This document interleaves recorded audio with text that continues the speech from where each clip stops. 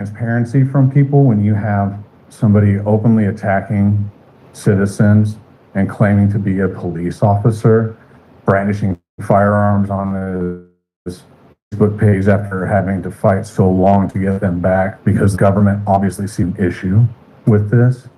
I think it's something very concerning. I think it's something you guys need to look at. You know, when all the first responders were up here, he wasn't up here. He's not a first responder. Is that stolen valor, or is it just braggadry, or is it just intimidation? Whatever it is, identifying as Lamarck Police Officer Joseph Lowry, number 187, is a crime. Thank you, Mr. Bruce.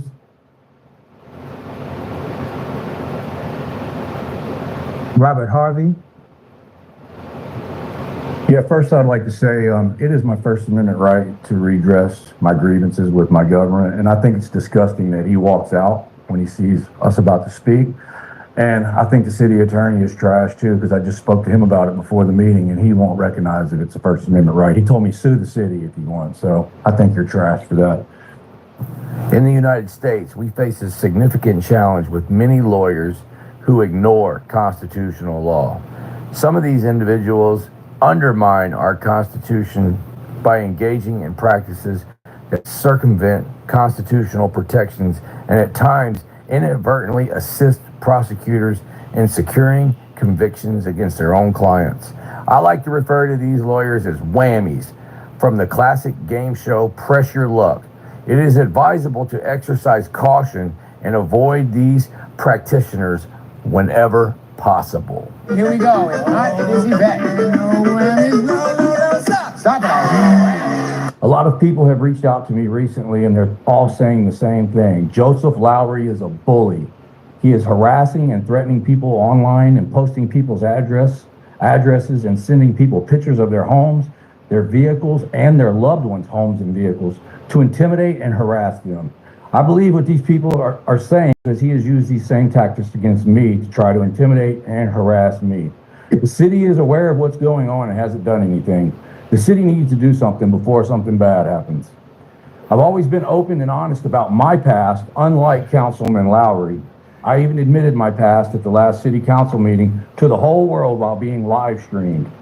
So a couple of days ago, Joseph Lowry posts a 15-year-old mugshot of me on his Facebook account and writes a fictional book about me and my life. Then his wife shared it 25 times, which seems desperate to me.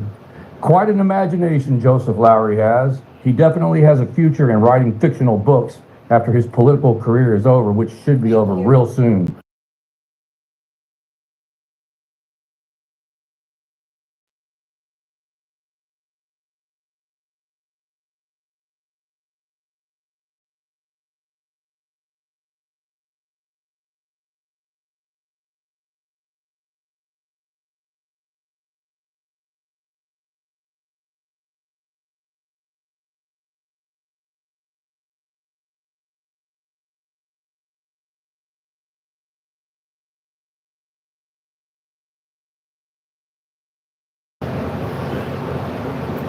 Nobody cares about my criminal record. I'm just a guy that makes YouTube videos. You're a city councilman. People want to know your convictions for manufacturing meth and so on and so on. People want to see your mugshots, not mine. So why don't you post those, Joseph Lowry, and get your wife to share them 25 times? This is a matter of great public interest, and the taxpayers deserve to know.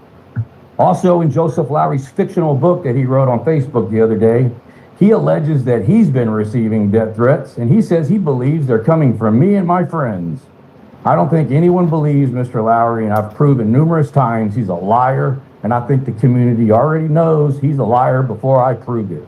Why doesn't he post these messages if they're true? This man is such a liar and has so many fake accounts on Facebook that my guess is he's sending these threats to himself and playing the victim. He is not a victim, he is the suspect.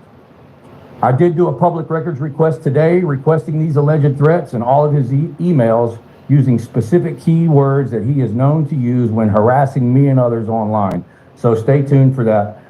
I'm going to get back to some of the screenshots that he sent me that I didn't get to finish last week. Right here, he says, I hope you go to jail. Then he says, you're breaking the law by